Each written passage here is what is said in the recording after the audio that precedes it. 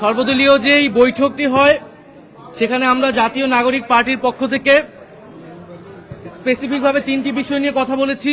আমরা সরকারের যে প্রতিশ্রুতির সময় জুলাই ঘোষণাপত্র দেওয়ার কথা ছিল, আমরা সেটির অগ্রগতি সম্পর্কে জানতে চেয়েছি এবং 30 কার্য দিবসের মধ্যেই যাতে জুলাই ঘোষণাপত্রটি জারি করা হয় সে বিষয়ে আমরা জোর আহ্বান জানিয়েছি।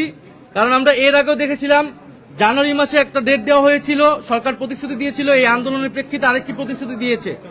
এইবার যাতে প্রতিশ্রুতি ভঙ্গ না হয়। দ্বিতীয়ত আমরা বলেছি যে এই জুলাই মাস আসতেছে, 1 বছর পূর্তি হবে আমাদের গণ অভ্যুত্থানের।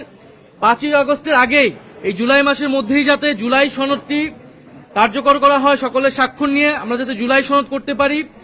এবং জুলাই সনদ কার্যকর হওয়ার আগে নির্বাচনের তারিখ ঘোষণা করা ঠিক হবে না। জুলাই সনদ ঘোষণার আগে যদি নির্বাচনের তারিখ ঘোষিত হয় তাহলে সংস্কার প্রক্রিয়া ব্যাহত হতে পারে। তাই আমরা আহ্বান জানিয়েছি যে 16 বছর আমরা অপেক্ষা করেছি, 10 মাস অপেক্ষা করেছি, আমরা আরো 2 মাস অপেক্ষা করতে চাই এবং সরকারকে সময় দিতে চাই। সকল রাজনৈতিক দল মিলে এই 2 মাসের মধ্যে আমাদের যে জুলাই সনদ, যেখানে জনগণ তার ভবিষ্যৎ বাংলাদেশের রূপরেখা, শাসন ব্যবস্থা পরিবর্তনের মৌলিক সংস্কারের রূপরেখা দেখতে পারবে, সেই জুলাই সনদ হওয়ার পরে একই সাথে আমরা তখন নির্বাচনের তারিখটি যাতে সরকার ঘোষণা করে আমরা সেই দাবি জানিয়েছি। এবং জুলাই সনদ হওয়ার পরে আমরা আমাদের দলীয় মন্তব্য জানাবো যে কোন সময় নির্বাচন আমরা চাচ্ছি।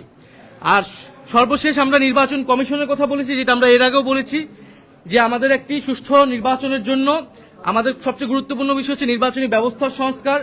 নির্বাচন নিয়ে যত সংখ্যক আইন, নির্বাচন কমিশন সংক্রান্ত যে আইন, সেই আইনগুলো সংস্কার করে এই নির্বাচন কমিশন পুনর্গঠন করা। এবং নির্বাচন কমিশন এখন যে প্রক্রিয়া চলছে সেখানে আমরা আস্থা রাখতে পারছি না, নিরপেক্ষতা প্রশ্নবিদ্ধ হচ্ছে।